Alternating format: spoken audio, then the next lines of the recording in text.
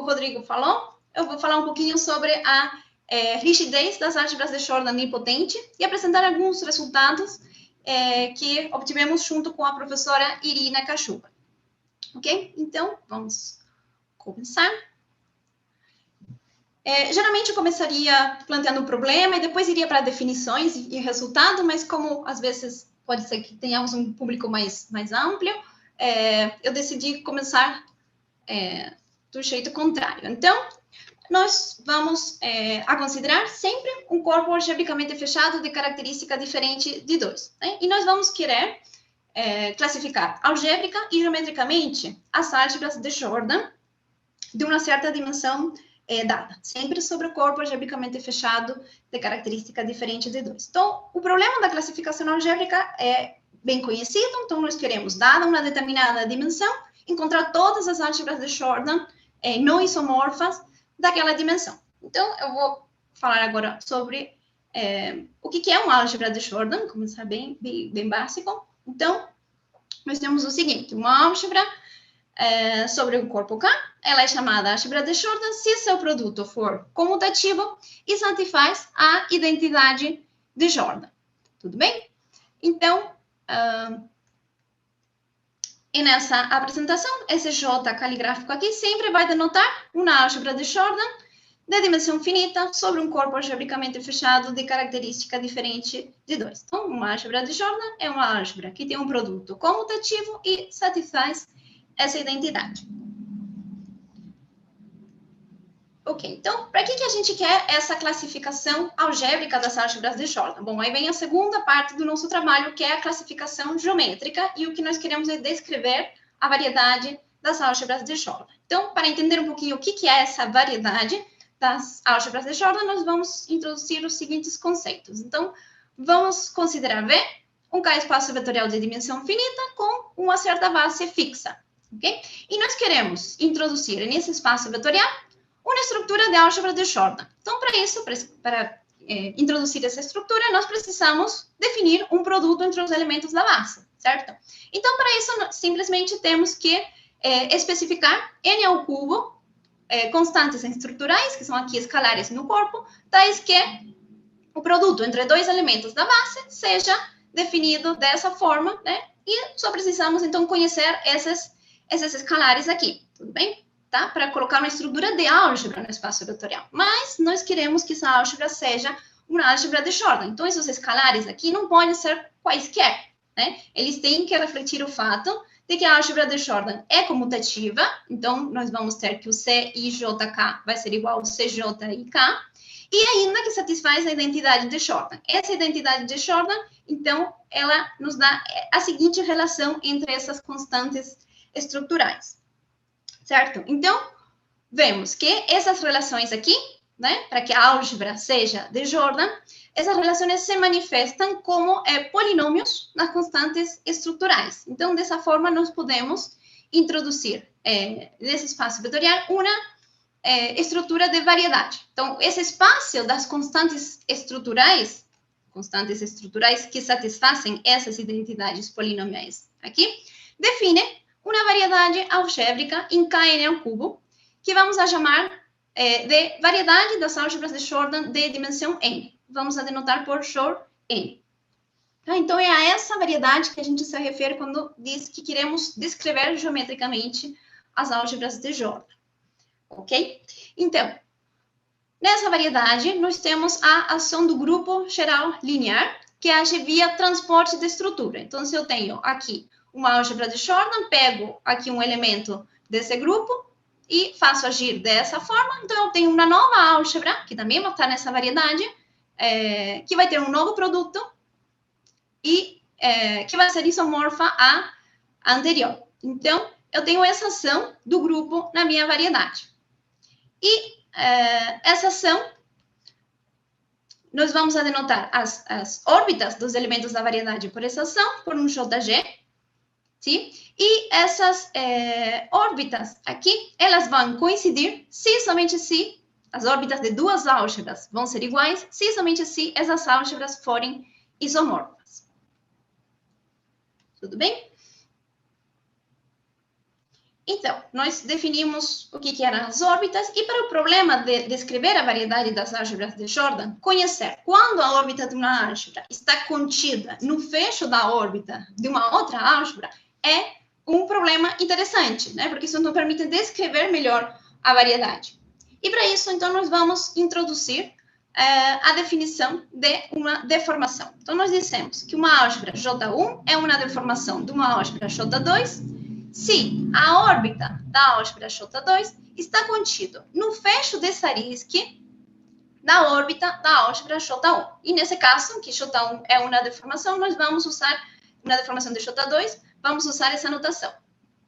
Sim?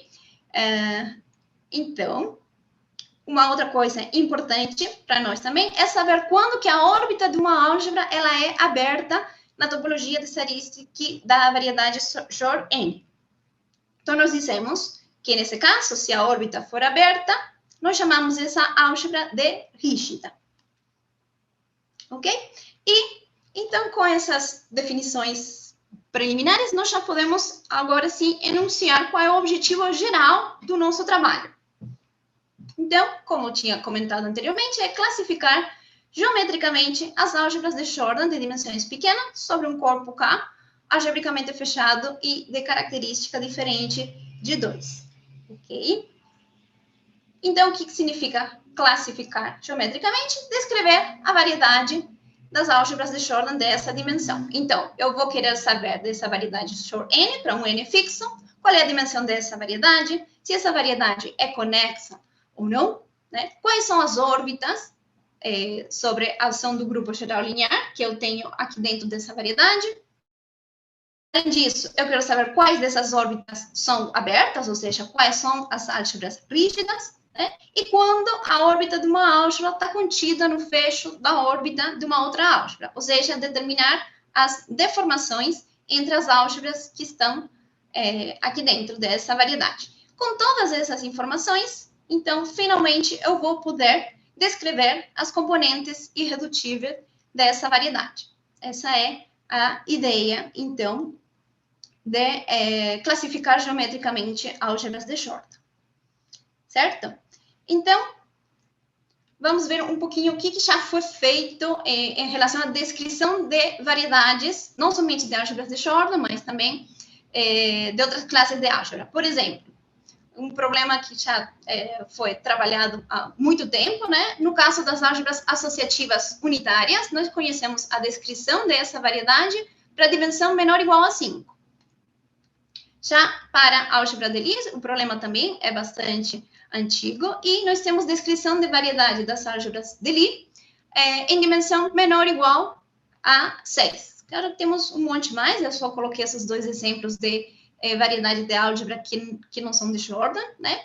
E vamos começar com o que conhecemos para álgebras de Jordan. Então, se a gente for comparar, esses resultados são até bastante recentes, né? Quando começou em 2005 a ser feita essa descrição de variedade da álgebra de Jordan, comparado com Lie associativa, é bem recente. E nós temos Irina Kashuba e Ivan Shestakov, eles descreveram a variedade das álgebras de Jordan de dimensão 3. Tudo isso daqui também foi feito sobre corpos algebricamente fechados com, no caso de Jordan, característica diferente de 2.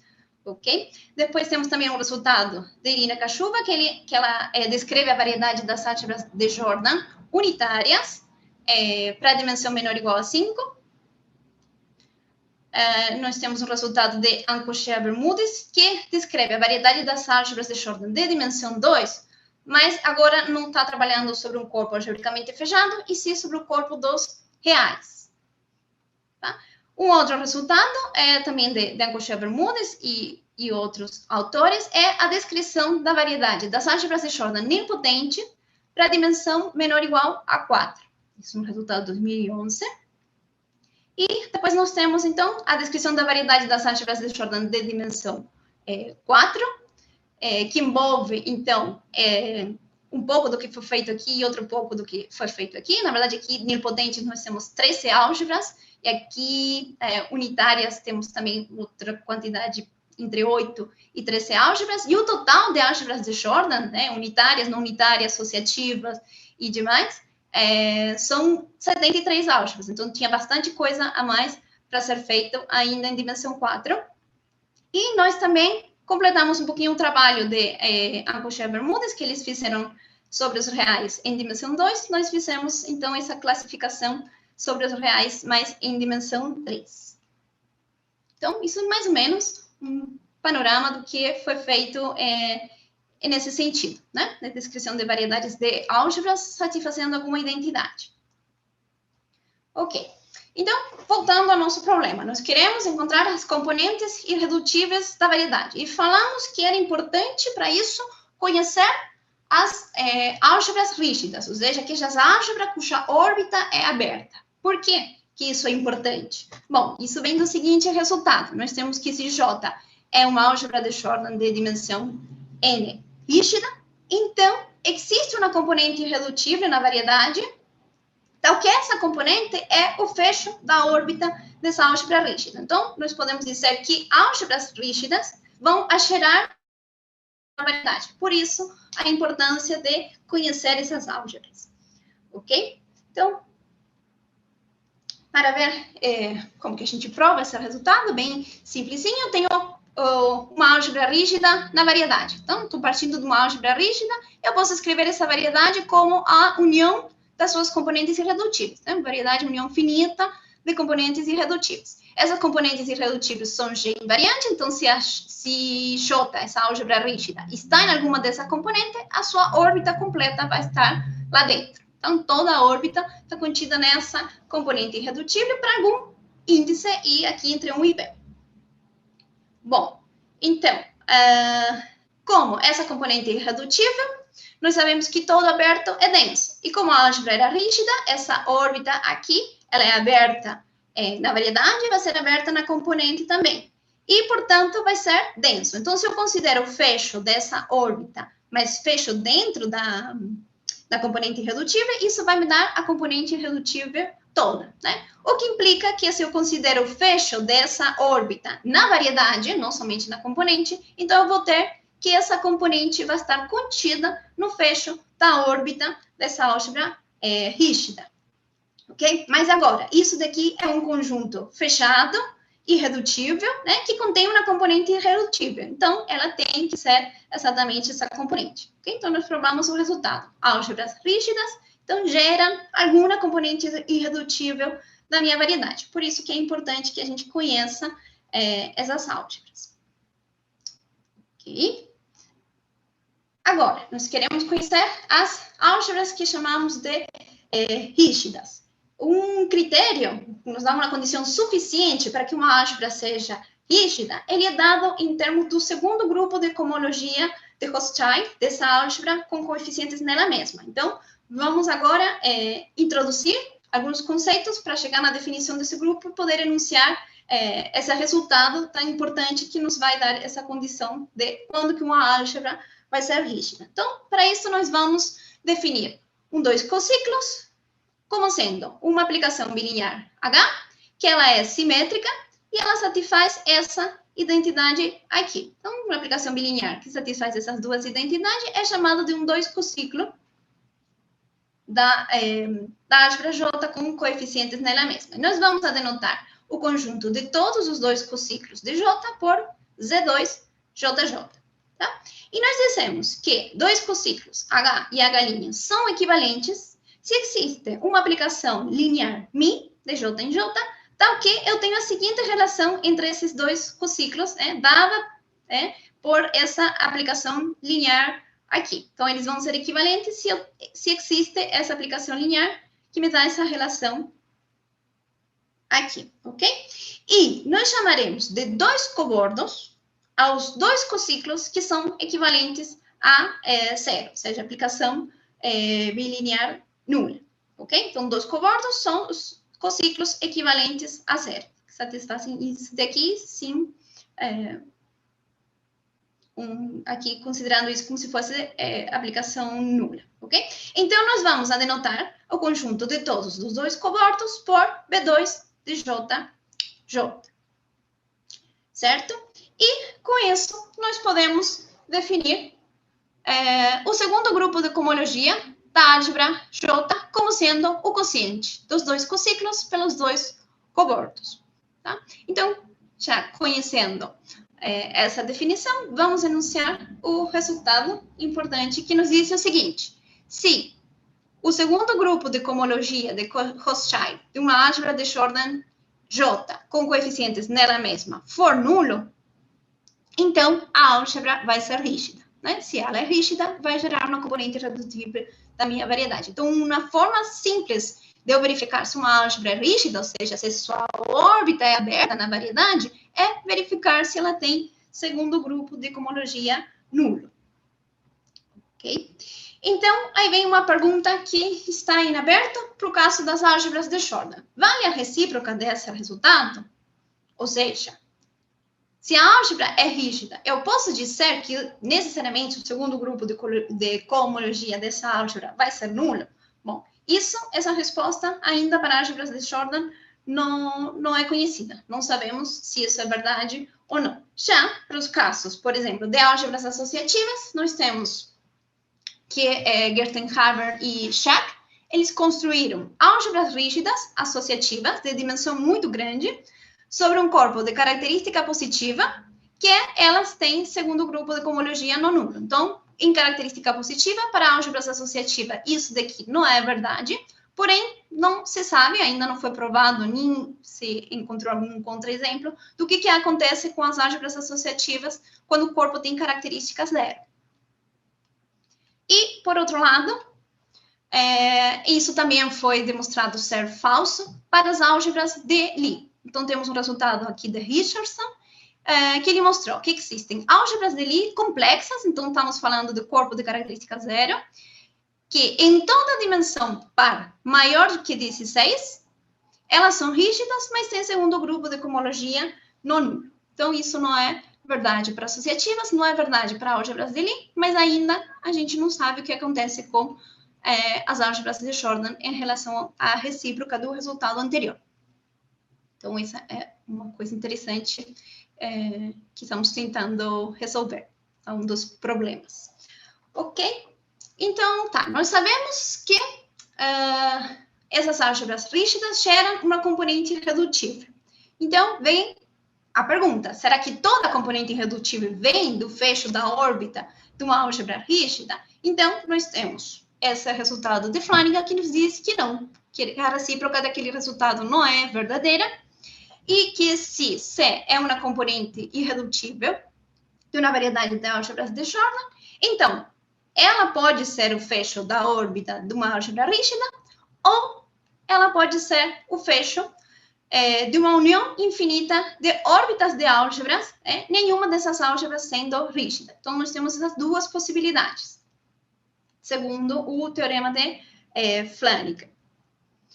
E como podemos provar rapidamente, bem simples, esse teorema? Então, vamos supor que eu tenho uma álgebra, eu vou partir de uma componente, né? Eu quero ver se ela é ou fecho da órbita de uma álgebra ou fecho de uma união infinita de órbitas. Então, eu vou pegar uma álgebra qualquer que esteja nessa componente irredutível. Como ela componente irredutível são G-invariantes, a órbita toda vai estar contida aqui dentro. E, portanto, eu posso escrever uma componente irredutível como sendo uma união de órbitas de álgebras.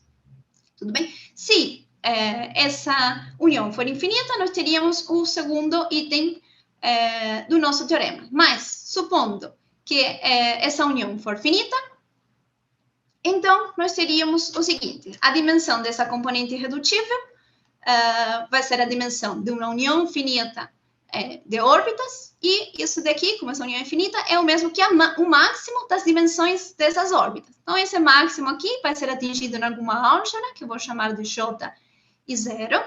Então, eu tenho que o fecho dessa órbita tem dimensão igual à dimensão da minha componente irredutível. Então, vai ter uma álgebra ali dentro, cuja órbita vai ter a dimensão da componente irredutível. Tudo bem? Em particular, nós vamos ter que essa órbita está aqui dentro dessa componente, o fecho dela também vai estar aqui dentro, componentes são fechados, e eu tenho um fechado contido dentro de uma componente irredutível que tem a mesma dimensão. Portanto, essa componente irredutível tem que ser igual a S fechado, ok? Então, por enquanto, nós provamos que existia uma álgebra aqui, né, que gera essa componente, mas ainda não vimos que essa álgebra tem que ser rígida, porque está faltando provar aqui. Bom, por outro lado, nós sabemos que órbitas são localmente fechadas. Isso significa que elas são abertas em seus fechos, ok? Então, eu tenho que a órbita de J e 0 vai ser aberta na componente irredutível, porque a componente irredutível é seu fecho. Só que se ela é aberta numa componente irredutível, ela é aberta na variedade toda e, portanto, essa álgebra vai ser rígida, ok? Então, temos essas duas possibilidades para as componentes irredutíveis de uma variedade. Certo? E ainda temos mais um resultado de Flanagan que nos diz como que vão ser essas álgebras, né, que estão nessa família infinita, né, e geram uma componente irredutível. Não é qualquer álgebra que eu vou colocar ali dentro. Todas elas têm coisas em comum, ok? Então, se eu tenho uma componente irredutível, que é o fecho de uma união infinita de órbita das álgebras J, J' e demais, então, eu tenho o seguinte, isso é um resultado geral para álgebras de Jordan.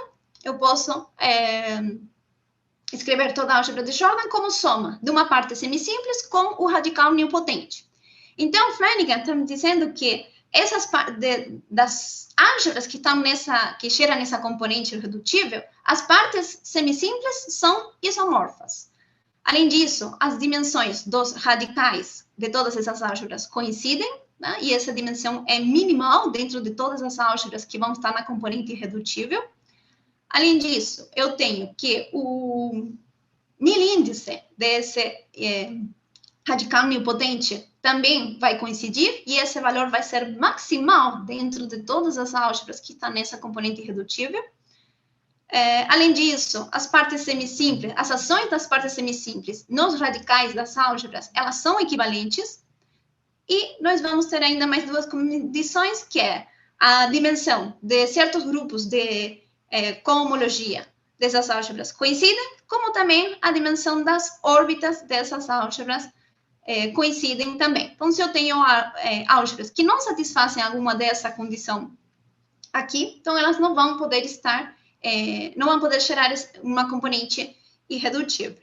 Então, certo, temos essa condição. Agora aparece o nosso primeiro objetivo específico. Falei do objetivo geral, que era descrever essas variedades de álgebras de Jordan, mas temos um primeiro objetivo específico, que é o seguinte: nós temos o resultado de Flanagan, que ele diz que existem componentes irredutíveis que vêm do fecho da órbita de uma álgebra rígida, e existem componentes que são fecho de uma família infinita de órbitas, certo? Com essas álgebras satisfazendo todas as condições que acabamos de ver. Porém, até o momento que nós conhecíamos sobre classificação de variedades de álgebras de Jordan, nenhuma dessas famílias tinha aparecido, né? Nenhuma componente irredutível nessas variedades era gerada por uma família infinita. Todas as componentes irredutíveis dessas variedades vinham do fecho da órbita de uma álgebra rígida, tá? Então, o nosso objetivo começou a ser, bom, temos que encontrar alguma componente que não seja desse tipo, porque, né, estão falando que essas componentes existem, mas até agora elas não apareceram. E foi aí que a gente começou a estudar a variedade das álgebras de Jordan nilpotentes de dimensão 5, para tentar encontrar uma componente irredutível que seja desse tipo. Ok? Então, nós queríamos descrever essa variedade. E, para isso, nós tínhamos que, primeiramente, encontrar as deformações entre as álgebras, ou seja, nós tínhamos uma classificação algébrica que nos dava as órbitas dessa variedade, e nós queríamos saber qual órbita estava contida no fecho da órbita de uma outra álgebra, certo? Ou seja, queríamos encontrar as deformações.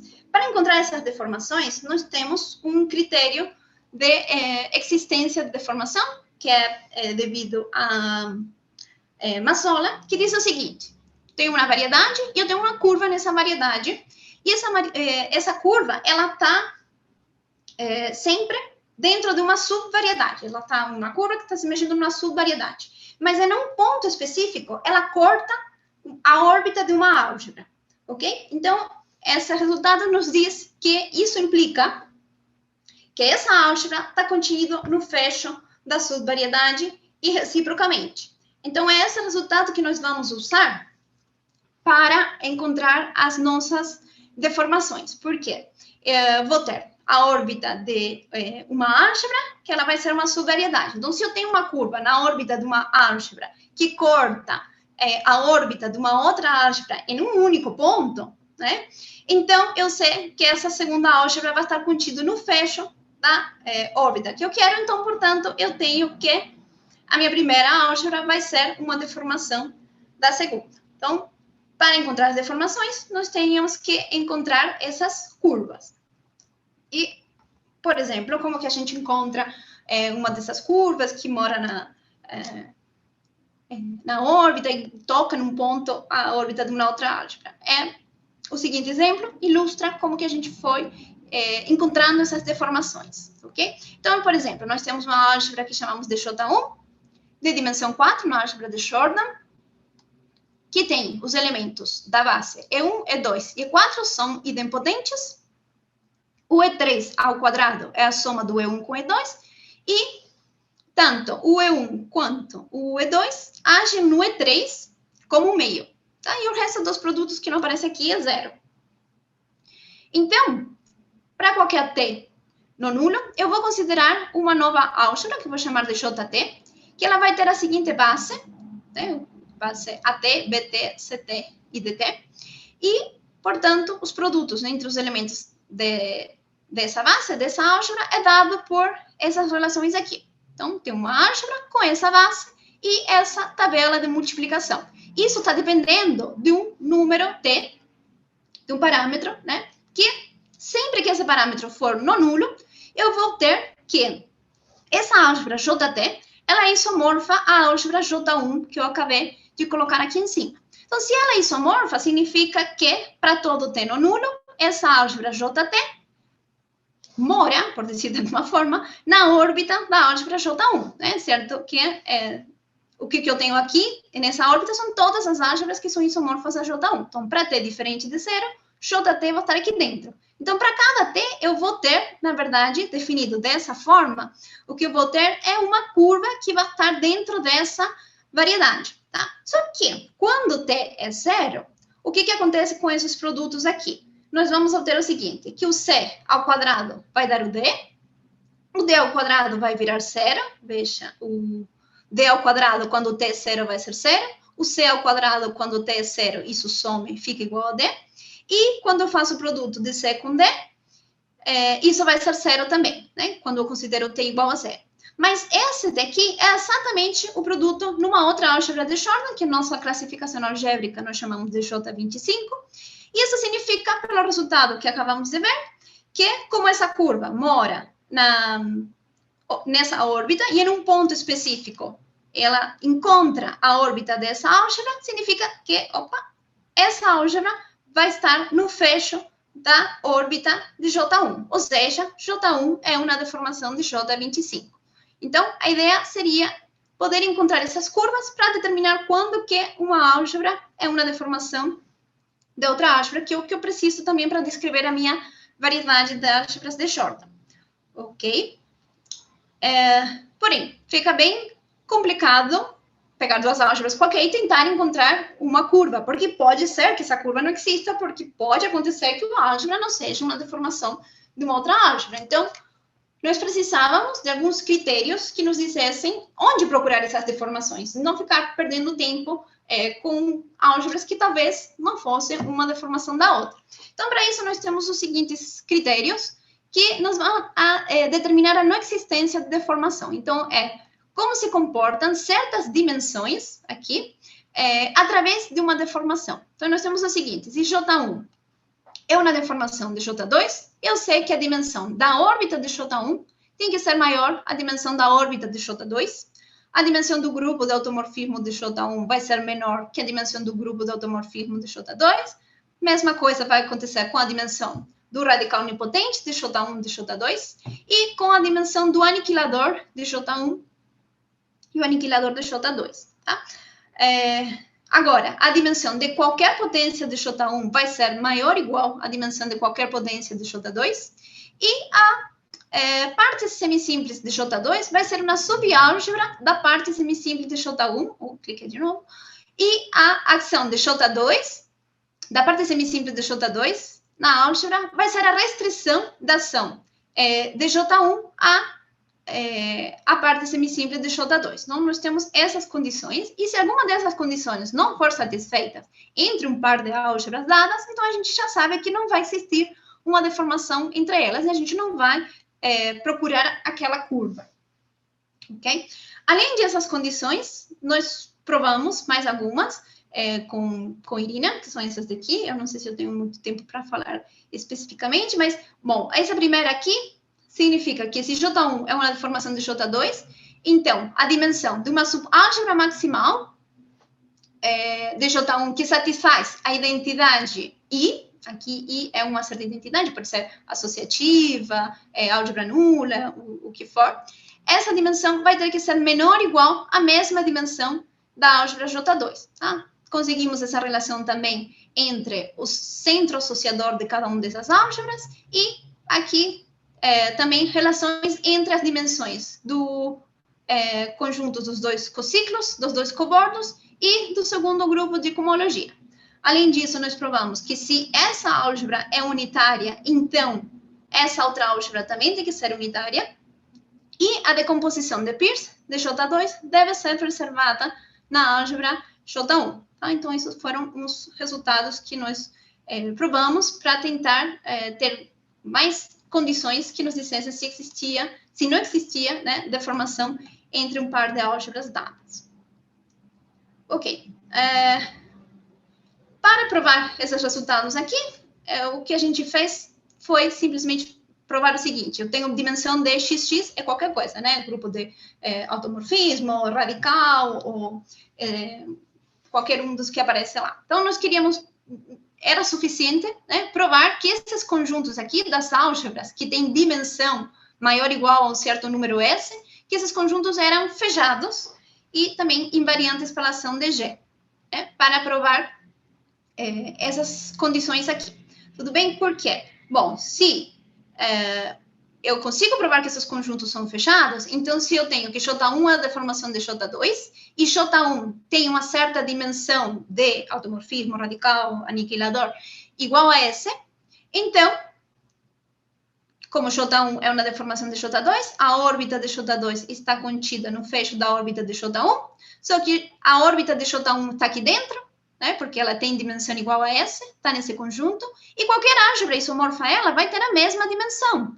Então, vai estar aqui dentro, toda a órbita vai estar aqui dentro. Mas, então, como o fecho dessa órbita também vai estar aqui dentro. Então, no final, J2 vai ser uma álgebra que vai estar nesse conjunto, e, portanto, nós temos que a dimensão de automorfismo, radical, aniquilador, etc., de J2 vai ter que ser maior ou igual à dimensão da mesma coisa do J1. Tá? Então, dessa forma que nós provamos. Simplesmente, o que a gente fez é provar que conjuntos desse tipo são fechados. Ou seja, que eu posso escrever esses conjuntos como polinômios nas constantes estruturais. Tá? Isso nos diz, então, que são fechados na topologia de Zariski da variedade. Ok? Um outro critério que nos ajudou bastante, né, quando a gente conhece a descrição geométrica de uma variedade de dimensão menor, a gente pode usar o seguinte critério para determinar o que acontece com a soma direta, com álgebras que são decomponíveis. Por exemplo, se eu sei que J1 é uma deformação de J1 linha e J2 é uma deformação de J2 linhas, então eu sei que J1 mais J2, soma direta, vai ser uma deformação da soma direta de J1 linha com J2 linha. Então, se eu conheço descrição de variedades de dimensão menor, eu posso usar esse critério para encontrar deformações entre minhas álgebras decomponíveis. Ok? Agora, tinha um resultado que nos dizia que a recíproca disso daqui seria verdade, e isso era verdadeiro para álgebras associativas com unidade. Então, a gente foi tentar verificar se isso acontecia também para o caso geral de uma álgebra de Jordan qualquer, né? Se eu tenho que deformação entre soma direta de álgebras, então cada uma delas teria que ser uma deformação da outra, e nós chegamos em que não, isso não é verdade para o caso geral das álgebras de Jordan. Nós encontramos aqui um contra-exemplo, onde nós temos álgebras que denotamos por T2 e T3, são álgebras de dimensão 3, dadas por T2 tem essa tabela de multiplicação, T3 tem essa tabela de multiplicação, nós consideramos a álgebra que é T2 mais uma álgebra nilpotente de dimensão 1 e T3 mais uma álgebra nilpotente de dimensão 1 também. Então, claramente, com essa álgebra isomorfa a essa, nós temos uma deformação entre essa álgebra e essa álgebra, e nós conseguimos encontrar uma deformação que vai dessa soma direta em essa soma direta. Porém, nós provamos, né, que a álgebra T2 não é uma deformação da álgebra T3 por causa da condição da dimensão dos grupos de automorfismo, né? A dimensão do grupo de automorfismo de T2 é maior que a dimensão do grupo de automorfismo de T3. Então, eu não posso ter essa deformação aqui e, portanto, a recíproca desse resultado para o caso de álgebras de Jordan não vai ser verdadeira. Ok? Então, além disso, o que mais que a gente conseguiu para descrever variedades de álgebras de Jordan? Nós descrevemos famílias de álgebras que uno pode representar, né, em qualquer dimensão. Então, é o seguinte, por exemplo, essa primeira álgebra aqui, a M, é uma álgebra de Jordan de dimensão M, tem a seguinte base, com um elemento idempotente que age em todos os outros dos elementos da base como sendo um meio. O resto dos produtos é zero. Nós provamos que nós podemos definir essa álgebra aqui para qualquer dimensão maior ou igual a 2. Essa álgebra, definida dessa forma, para qualquer dimensão, vai ser uma álgebra de Jordan, e ainda ela vai ser uma álgebra de Jordan rígida, né? E ela tem, segundo o grupo de cohomologia, nulo. E está passando o trem, então vou continuar. Espero que não incomode demais.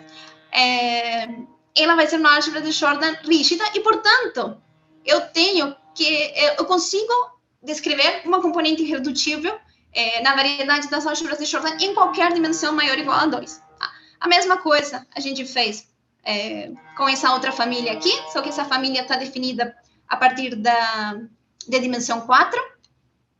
Essa família tem um elemento idempotente que age em todos os outros como meio, e um segundo elemento idempotente que somente age no primeiro dos outros como sendo meio e zero no resto. Essa família também é uma família de álgebras de Jordan rígidas, que tem segundo grupo de cohomologia nulo. E nós conseguimos, na verdade, 3 famílias desse tipo, então nós podemos, a partir disso, descrever 3 componentes irredutíveis para álgebras de Jordan de qualquer dimensão. Tá? E nós provamos também que essas álgebras aqui, elas não são isomorfas, né? Isomorfas estariam gerando a mesma componente irredutível, mas elas são isomorfas somente para M igual a 4. A partir de M maior do que 5, maior ou igual a 5, elas vão gerar componentes irredutíveis diferentes. Ok. Então, vamos lá, porque eu já estou com pouco tempo e bastante coisa para falar. Uma das outras propriedades que a gente conseguiu determinar é que o conceito de rigidez não era preservado por assunção formal de um elemento identidade. O que significa isso? Se eu pego uma álgebra de Jordan, que ela é rígida, e eu coloco formalmente uma unidade, é conhecido que se eu faço isso com a álgebra de Jordan, o que eu obtenho é, de novo, uma álgebra de Jordan de uma dimensão maior. Ok? Então, se eu parto, por exemplo, da minha álgebra AN, que eu defini aqui em cima, né? Para a dimensão n-1, e eu coloco formalmente uma unidade nessa álgebra, eu vou ter uma álgebra de dimensão n, que eu vou denotar por esse hashtag aqui. Essa álgebra, então, é uma álgebra de Jordan. Essa daqui era rígida, mas eu consigo provar que essa álgebra aqui não vai ser uma álgebra rígida. Então, ao adjuntar formalmente um elemento de identidade numa álgebra rígida, eu perdi a rigidez dessa álgebra. Por exemplo, eu posso considerar a álgebra de Jordan, JBF, que é a álgebra de Jordan de uma forma bilinear simétrica, F, né, dada por isso daqui, F de E e zero para o resto. onde esse espaço vetorial aqui tem dimensão n-1, então essa álgebra vai ter dimensão n também, e eu posso mostrar que essa álgebra é uma deformação dessa álgebra aqui, exibendo, então, a curva que tínhamos comentado anteriormente. Essa curva aqui mostra que essa álgebra é uma deformação da álgebra AN-1 com um elemento de identidade adjuntado formalmente, ok? Então, é uma operação que não preserva a rigidez. Ok, então, agora que falamos um pouco geral da teoria, dos resultados, o que conhecemos, o que sabemos, o que preserva rigidez e o que não, vamos começar a falar direto da variedade algébrica Jor N5, ou seja, a variedade das álgebras de Jordan nilpotentes de dimensão 5, que era a que a gente estava querendo estudar para encontrar essas famílias que gerassem uma componente irredutível. Então, o que nós vimos sobre essa variedade? Bom, primeiro, nessa variedade da álgebra nilpotente, eu tenho a álgebra nula. E toda álgebra vai ser uma deformação da álgebra nula. Isso é trivial, né? Então, isso implica que essa variedade vai ser uma variedade afim conexa. Então, já determinei que essa variedade é conexa. Isso é bem simples. Além disso, eu conheço todas as órbitas que estão nessa variedade, porque existe classificação algébrica das álgebras de Jordan nilpotentes de dimensão 5. Por um lado, nós temos um resultado que classifica as nilpotentes associativas, que são 25, e, por outro lado, nós temos um outro artigo que classifica as não associativas, e, nesse caso, nós temos 35 não associativas e 6 famílias, dependendo de parâmetros. Exatamente essas famílias das quais nós estamos interessados de saber se alguma delas vai gerar uma componente irredutível. Tá? Então, essas 6 famílias que estão na variedade Shor N5 são essas álgebras aqui. Todas essas aqui estão nos seus produtos. E qual é a particularidade dessas famílias? Bom, cada álgebra que está aqui nessas famílias, eu tenho, depende de um parâmetro. Esse aqui é um número no corpo. Para cada alfa no corpo diferente, eu vou ter uma álgebra não isomorfa. Então, veja, essas álgebras, elas coincidem aqui todas as constantes estruturais, a menos de uma, que é essa álgebra aqui. Tá? Então, se eu tenho álgebras diferentes, essas álgebras aqui não vão ser, se eu tenho alfas diferentes, essas álgebras não vão ser isomorfas. Né? A mesma coisa acontece aqui com essa outra. Na verdade, aqui eu tenho isomorfismo se o alfa 1 for igual a mais menos o alfa 2 e demais. Então, essas são todas as famílias que eu tenho nessa variedade. E a minha ideia é que alguma delas possa finalmente gerar uma componente irredutível. Veja que todas essas álgebras aqui, para cada valor de alfa e beta no corpo, isso vai dar uma álgebra não associativa, a menos de a álgebra A24, quando o parâmetro é igual a 1, que é o único caso, a única álgebra entre todas essas daqui, que vai ser associativa. Ok? Então, vamos. O que a gente encontrou de deformações envolvendo essas famílias infinitas que nunca tinham aparecido até agora em variedade de álgebras de Jordan? Nós conseguimos encontrar uma família completa, tenho infinitas álgebras aqui, que estão contidas no fecho da órbita de uma única álgebra, a álgebra A22. Isso para todo parâmetro alfa. O contrário também acontece, né? Uma única álgebra contida no fecho da união de uma dessas famílias infinitas, mas isso não significa ainda que isso vai gerar uma componente irredutível, mas a gente tem essa situação também. E também nós temos uma família completa de álgebras contido no fecho da união das órbitas de uma outra família infinita. Isso foi o que a gente achou mais estranho. Nós conseguimos encontrar aqui, para cada um desses valores alfa, uma curva, né, que vai estar na álgebra A23 com esse parâmetro, né, e que num ponto específico toca a álgebra A24 com o parâmetro alfa. Então, nós temos aqui uma família inteira contida no fecho da união das órbitas de outra família infinita também. Tá? Além disso, nós conseguimos provar que 4 álgebras nessa variedade possuem somente as deformações triviais, e se elas possuem somente as deformações triviais, elas são álgebras rígidas. além disso, também nós conseguimos o que queríamos, que é determinar, né, que a família A27, que depende de 2 parâmetros, alfa e beta, ela define, sim, uma componente irredutível na variedade das álgebras de Jordan nilpotentes de dimensão 5. E também provamos que nenhuma das outras álgebras, né, eu tenho essas 4 aqui, são rígidas, nós provamos que as 61 álgebras restantes, ou elas deformam-se em alguma das 4 álgebras rígidas, ou elas pertencem ao fecho da união das órbitas dessa família infinita.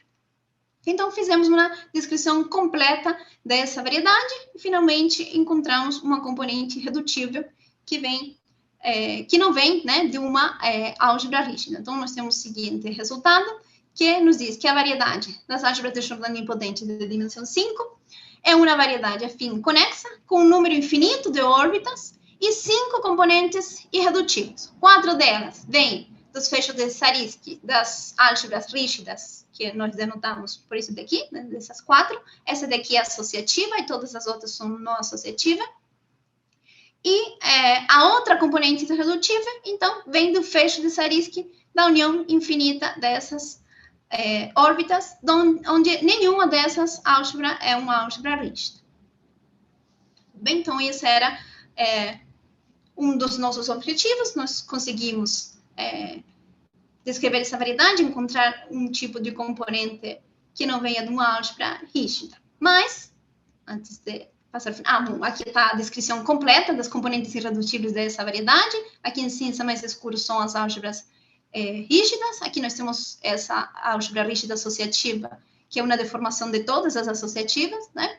E é dessa forma que ficam as componentes irredutíveis dessa variedade. Nós temos aqui, então, a componente irredutível gerada pela família, essa daqui. Tudo bem? Então, feito isso, bem, o nosso segundo objetivo específico. Esse é um pouquinho mais rápido, ainda não foi fechado, e a ideia é a seguinte, nós queremos verificar se um análogo da conjetura de Verne para álgebras de Jordan é satisfeito. Né? Então, o que diz essa conjetura de Verne? Essa conjetura ela é enunciada para álgebras de Lie e diz o seguinte: nenhuma álgebra de Lie nilpotente é rígida.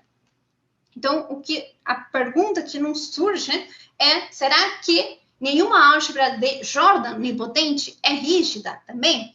Agora, isso parece um pouco estranho. Eu acabei de falar que tínhamos álgebras nilpotentes rígidas, mas esse conceito de rígido é um conceito local e depende da variedade que nós estamos considerando. É claro que se eu considero a variedade das álgebras de Lie nilpotente, eu vou ter álgebras rígidas nessa variedade. Mas quando eu considero as álgebras de Lie em geral, não somente as nilpotentes, aquelas álgebras que eram rígidas, na variedade mais ampla, podem deixar de ser rígidas, tá? Então, a ideia eu tenho um resultado similar para álgebras de Jordan? Será que as álgebras de Jordan nilpotentes não são rígidas, né? Então, era uma curiosidade, né, que nós queríamos tentar provar ou não, ou demonstrar que essa conjetura não vale para Jordan. Ela está aberta ainda para Lie, para o caso de Lie.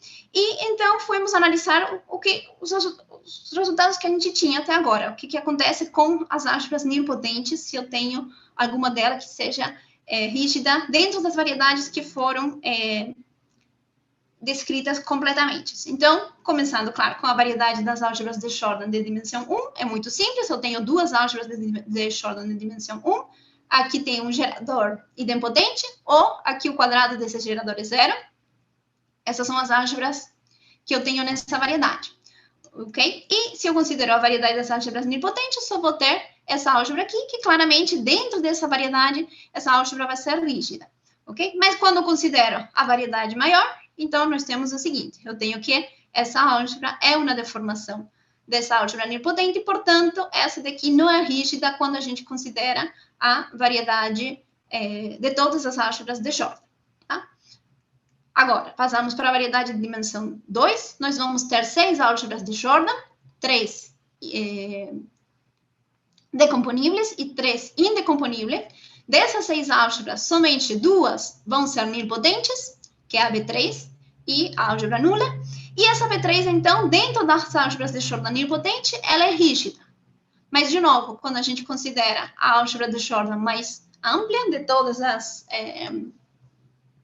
álgebras de dimensão 2, nós vemos que essa álgebra que era rígida, e nessa variedade, na variedade de todas as álgebras de Jordan, ela não vai ser rígida, tem deformação aqui e aqui, né? E as únicas duas álgebras rígidas aqui não são nilpotentes, tá? Vamos fazer a mesma coisa com a variedade das álgebras de Jordan de dimensão 3. Nós temos 20 álgebras, 4 delas sendo nilpotentes e somente uma delas, a 4, sendo rígida nessa variedade. Mas quando a gente considera a descrição completa da variedade das álgebras de Jordan, nós temos que essas 4 álgebras aqui estão em vermelho, então essas são as nilpotentes. Nós vemos que a variedade das álgebras de Jordan nilpotente é uma variedade irredutível, porém, essa álgebra que era rígida aqui, né, considerada no ambiente maior de todas as álgebras de Jordan de dimensão 3, ela não vai ser uma álgebra rígida. E todas as álgebras rígidas que estão em cinza mais escuro aqui, elas não são nilpotentes. Vamos para o caso, e já estamos terminando, das álgebras de Jordan de dimensão 4, nós temos 73 álgebras, 13 delas são nilpotentes, e dessas 13, nós temos somente 2 que são rígidas, J61, J62.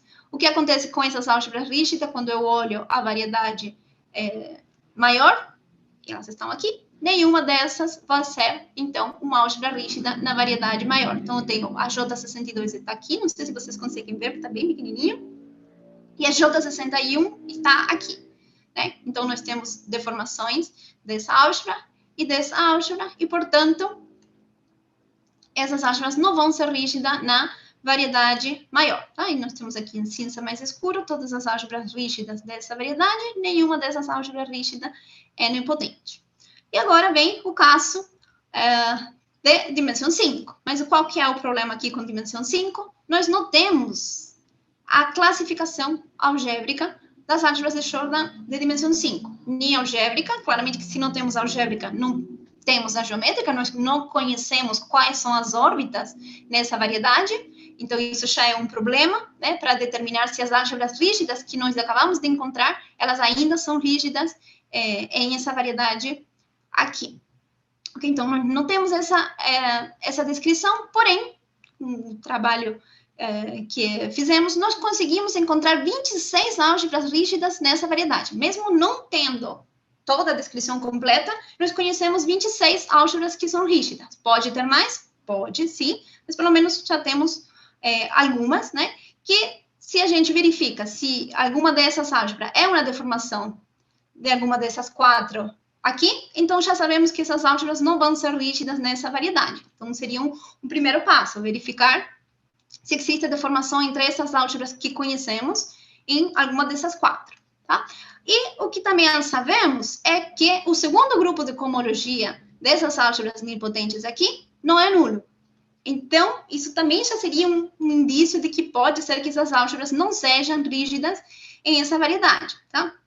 Caso a gente conseguisse provar que uma dessas álgebras é rígida aqui, nós teríamos 2 coisas bem interessantes. Primeiro, um exemplo de uma álgebra rígida aqui, que tem segundo grupo de cohomologia não nulo, e ainda nós provaríamos que a conjectura de Vermen não é verdade para as álgebras de Jordan, e o primeiro exemplo apareceria aqui em dimensão 5. Como eu não acho que a gente tenha essa sorte, assim, de descartar aí 2 grandes resultados em problemas em aberto de uma vez só, né? Eu considero que muito provavelmente essas 4 álgebras aqui não são rígidas em essa variedade.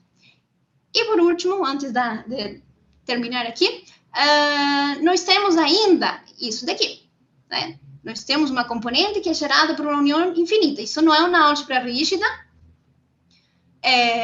mas temos uma componente gerada por isso daqui. Será que essa união de órbitas ainda gera uma componente nessa variedade? Essa é uma das perguntas que também queremos responder, né? Será que eu posso estender essa conjectura não só para álgebras rígidas, sino para famílias de álgebras que geram componentes irredutíveis e são nilpotentes? Elas não vão gerar componentes irredutíveis na variedade toda? Então, essa foi uma das perguntas que gostaríamos de responder, mas eu acho que para chegar nessa resposta, a gente vai precisar dessa descrição completa, né? Para responder sobre essas daqui, né? Conhecendo essas álgebras rígidas já seria suficiente, mas para essa última resposta, então, ainda falta bastante para chegarmos em alguma conclusão. Então, era isso que eu queria falar. Muito obrigada a todos.